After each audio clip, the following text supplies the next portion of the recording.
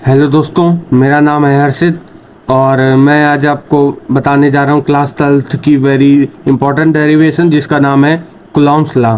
तो दोस्तों, सर्वप्रथम हम लोग इसकी परिभाषा देखते हैं। तो यहाँ पर ये सिंपली वे में लिखा हुआ है, इस नियमानुसार दो स्थिर बिंदु आवेशों के बीच लगने वाला जो बल है, ये जो बल है यहाँ पर F होगा। लगने वाला बल जिसे हम लोग वैद्युत बल, ये आकर्षण बल यहाँ पर प्लस होगा और इस जगह यहाँ पर माइनस होगा। तो ये आकर्षण बल प्लस को दर्शाएगा, प्रतिकर्षण बल माइनस को दर्शाएगा। उसके पश्चात देखते हैं हम लोग आगे डिफिनेशन में क्या दिया हुआ है। उन आवेशों के परिमाणों के गुणनफल के अनुक्रमानुपाती, ये आवेश प्लस के आवेश और ये हो गए माइनस के आवेश, इनके अनुक्रमानुपाती, ये हो गया अनुक्रमानुपाती। मतलब कि ये एफ क्या है यहाँ पर हम लोगों को शो कर रहा है, ये हम लोगों को शो कर रहा है इन दो बिंदु आवेशों के मध्य लगने वाला बल। तो मैंने यहाँ पर परिभाषा में बताया उन आवेशों के परिमाणों के गुणनफल के अनुक्रमानुपाती। तो F proportional to Q1 Q2, मतलब दो बिंदु आवेश, एक ये Q1 हो गया आपका और दूसरा हो गया Q2। उसके बाद डिफिनेशन में दिया हुआ तरह उनके बीच के दूरी के वर्ग के व्युत्क्रमानुपाती होता है। तो ये दूरी की हम लोगों की R शो कर रही है, तो हम लोग F प्रोपोर्शनल 1/r² कर दें, क्योंकि क्या डिफिनेशन में दोनों के बीच की दूरी के वर्ग के मतलब r का स्क्वायर और अनुक्रमानुपाती मतलब रेसिप्रोकल। तो यहाँ पर बन गए दो समीकरण हम लोगों के। उसके बाद हम लोग देख लेते हैं, उसके बाद अगर यहाँ पर हम लोगों का k हो गया, यहाँ पर क्या k हो गया परावैद्युतांक, उसके लिए हम लोग इस केस को देख लेते हैं जहाँ पर हो जाएगा F बराबर F बराबर K Q1 Q2 upon R²। ये प्रोपोर्शनल जब हटता है तो यहाँ पर K आया। ये K हम लोग माध्यम के लिए भी लगा सकते हैं और सीधा प्रोपोर्शनल जब हटता है तब K आता है। अब आगे देखिए, जब वायु या निर्वात के लिए बात की जाएगी तो K का मान हम लोग रख देंगे यहाँ पर 1/4πε0। तत्पश्चात देखिए आगे यहाँ पर ये लिखा हुआ है F बराबर 1/4πε0 K1 Q2 अपॉन R²। तो ये हम लोगों का समीकरण बन गया कौन सा, तीसरा, जहां पर निर्वात में K की वैल्यू कितनी होती है 9.0 इंटू 10⁹ और इसका मात्रक क्या होता है, ये देखिए ये क्या है, ये हो गया हम लोगों का मात्रक। ये बहुत ही इंपॉर्टेंट है क्लास 12th के लिए, ये बोर्ड एग्जाम में बहुत बार 1 नंबर के MCQ में आता है। और ये देखिए हम लोगों का F बराबर, ये बहुत ही इंपॉर्टेंट ये भी वैल्यू है, आप इन वैल्यू को जरूर से याद कर लीजिए क्योंकि ये इंपॉर्टेंट के साथ साथ न्यूमेरिकल में आपको बहुत ही 5 नंबर के न्यूमेरिकल में 2 नंबर का तो ये काम वैल्यू कर ही जाएगी। तो हम लोग देखते हैं क्या लिखी वैल्यू, F बराबर 9×10⁹ Q1 Q2 अपॉन R²। यदि हम लोग कुचालक की बात कर लेते हैं, जैसे कागज हो गया, उन सभी चीज़ों के लिए हम लोग FM का यूज़ करते हैं। तो उसका मान क्या होता है 1/4πε0 K Q1 Q2 upon R²। अगर हम लोग K का मान यहाँ पर पुटअप कर दें तो FM बराबर, और 1/4πε0 का भी आपको मान बताया 9 × 10⁹ तो K को हम लोग कुचालक है, कुचालक में हम लोग इसका मान नहीं मानते या फिर 1 मान लीजिए, और Q1 Q2 अपॉन R²। तो हम लोगों का दूसरा फार्मूला बना 1/4πε0 Q1 Q2 upon R²। Okay, अब हम लोग नेक्स्ट पेज में देख लेते हैं। अब दिया हुआ है हम लोगों का समीकरण नंबर 3 और समीकरण 4 से, तो F यहाँ पर क्या शो कर रहा है और FM क्या शो करता है ये मैं आपको बताता हूँ। F ये यहाँ हो गया बल, और जो ये FM है मैंने भी कुछ देर पहले आपको बताया कि FM ये कुचालक के लिए यूज होता है। और समीकरण 3 व 4 से मतलब यहाँ पर एक तरीके से 3 का 4 में डिवीजन दिया गया है, समझ रहे, भाग दिया गया है। तो उसके बाद हम लोगों ने वैल्यू नोट की 1/4πε0 Q1 Q2 अपॉन R², जो कि ये समीकरण नंबर कौन सा है, तीसरा है। उसके बाद ये हम लोगों का समीकरण नंबर चौथा है जो कि लिखा है 1/4πε0 K into Q1 Q2 upon R²। तो सिंपली हम लोग इसको कट कर देते हैं, इसको कट कर देते हैं, K तो यहाँ पर कॉमन नहीं मिल रहा है तो हम लोग K को बचाए रखते हैं। तो हम लोगों की ये वैल्यू क्या बनी, F/FM is equal to K, या फिर हम लोग कह सकते हैं इसको यहाँ पर मल्टीप्लाई करा दिया तो ये आपका F यहाँ K हो जाएगा, तो FM ये हो जाएगा। तो इसको हम लोग सीधा बोल सकते हैं F बराबर KFM। एक चाहे हम लोग इस वैल्यू में बोलें चाहे इस वैल्यू में, दोनों ट्रू हैं, मतलब सही हैं। ओके, अब आगे की हम लोग बात कर लेते हैं। जो ई नॉट है, समझ रहे हैं, इसे हम लोग एप्सिलॉन नॉट या ई नॉट भी बोल देते हैं। तो इसका आंकिक मान, मात्रक तथा विमीय सूत्र, ये तो मोस्ट इंपॉर्टेंट है न्यूमेरिकल के लिए, ये तो आप जान लीजिए।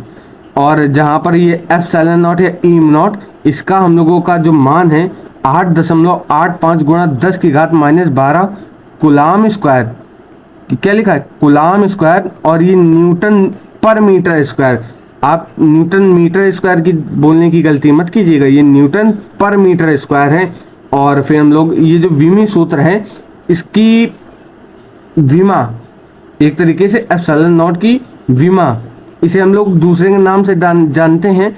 इसका नाम होता है निर्वात की वैद्युतशीलता। निर्वात की वैद्युतशीलता के नाम से हिंदी में हम लोग इसको जानते हैं, और इंग्लिश में एप्सिलॉन नॉट।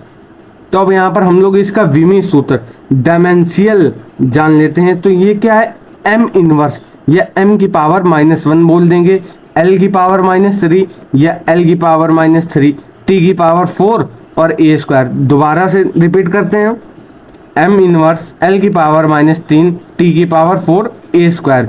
ये हम लोगों का सिंपली इसका विमीय सूत्र हो गया। यहाँ पर कुछ पॉइंट याद रखने वाली हैं जो आपको 1 नंबर के क्वेश्चन में बोर्ड एग्जाम में मिल सकते हैं। तो सबसे पहला पॉइंट ये होता है, माध्यम का जो परावैद्युतांक है, मतलब परावैद्युतांक से यहाँ पर ये है, ये जो K है वो वैद्युत बल, जैसे ही हम लोग K को बढ़ाएंगे तो ये जो वैद्युत बल है वो कम होने लगता है, मतलब F डिक्रीज होता है। एक तरीके समझिए, ये K है और ये F है, ये कैसे डिक्रीज हुआ आपको देखो यहाँ बताते हैं। ये मान लीजिए Q1, एक मिनट, और ये Q2, ये दो बिंदु हैं, और यहाँ मान लीजिए ये R दूरी है। एक बल F1 इधर लग रहा है, एक F2, और जब ये K माध्यम रख दिया जाता है तो इससे ये होता है, जो इन दो बलों के बीच लगने वाला फोर्स है वो K मतलब पराविद्युतांक ये कम कर देता है। इसलिए ये पॉइंट लिखा हुआ है यहाँ पर कि जो माध्यम का पराविद्युतांक है बढ़ने पर वैद्युत बल कम होने लगता है। अब नेक्स्ट पॉइंट के देखते हैं, वैद्युत बल की जो प्रकृति है, मतलब कि जो वैद्युत बल है उसकी प्रकृति आकर्षणात्मक तथा प्रतिकर्षणात्मक होती है। अब इस पॉइंट को देखिए, समझिए, इस पॉइंट को उसी मेथड से समझते हैं। ये दो बिंदु है हमारे पास, ये हो गया Q1, ये Q2, और बोल रहा है कि प्रकृति आकर्षणात्मक तथा प्रतिकर्षणात्मक होती है। आपको ये पता है कि जब जिसके पास 1 रुपये नहीं है वही दूसरे से मांगेगा, मतलब भीख मांगेगा, तो पहले से ही जिसके पास रुपए नहीं है वो जब किसी से इलेक्ट्रॉन ले लेगा तो उसके पास पहले से ही F आ जाएगा, और जब जिसके पास ऑलरेडी है उसके जब इलेक्ट्रॉन जाएंगे तो उसके पास माइनस आ जाएगा, तो वैसे भी गरीब हो जाएगा। तो आप इसमें देखिए आकर्षणात्मक तथा प्रतिकर्षणात्मक वैल्यू मिली कि नहीं, तो इस मेथड से आप समझिए। और लास्ट पॉइंट है, ये भी बहुत इंपॉर्टेंट पॉइंट है, इसमें लिखा हुआ है यदि दोनों आवेशित कणों को परस्पर संपर्क करा के हटा दिया जाए तो दोनों पर आवेश की मात्रा समान होगी। मतलब एक ये Q1 आवेशित कण है तथा ये दूसरा आवेशित कण क्या है, Q2।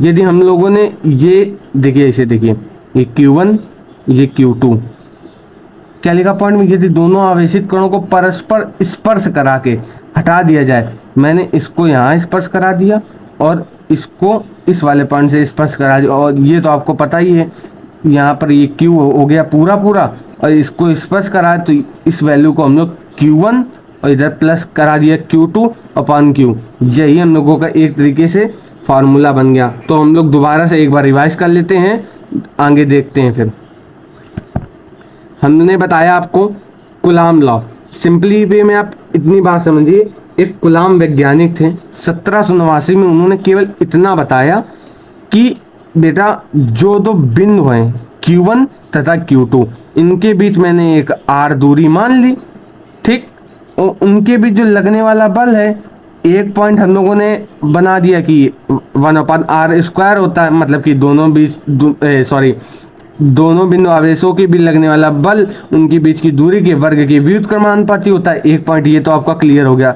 और फर्स्ट पॉइंट में समीकरण में क्या बना था, F प्रोपोर्शनल Q1 Q2, मतलब कि ये जो पॉइंट है F मतलब बल, ये दोनों बिंदुओं के गुणनफल के अनुक्रमानुपाती होता है। तो समझ गए होंगे आप, यही इसमें डेफिनेशन में दिया हुआ है कि इस नियम के अनुसार दो स्थिर बिंदु आवेशों के बीच लगने वाला वैद्युत बल आकर्षण या प्रतिकर्षण उन आवेशों के परिमाणों के गुणनफल के अनुक्रमानुपाती तथा उनके बीच की दूरी के वर्ग के व्युत्क्रमानुपाती होता है। फिर क्या, ये आप डेरिवेशन के तौर पर, ये यहाँ पर डेरिवेशन के तौर पर मान लीजिए, अगर आप इस वे में जैसे मैंने आपको बताया है करेंगे बोर्ड एग्जाम में तो आप पक्का 5 नंबर पा जाएंगे।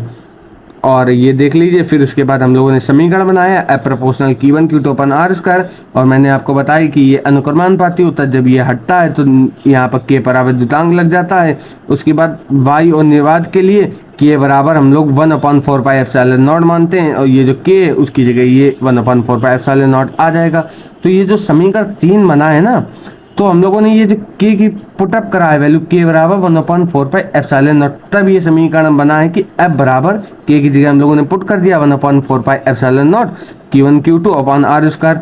ओके, यहाँ तक गॉट इट।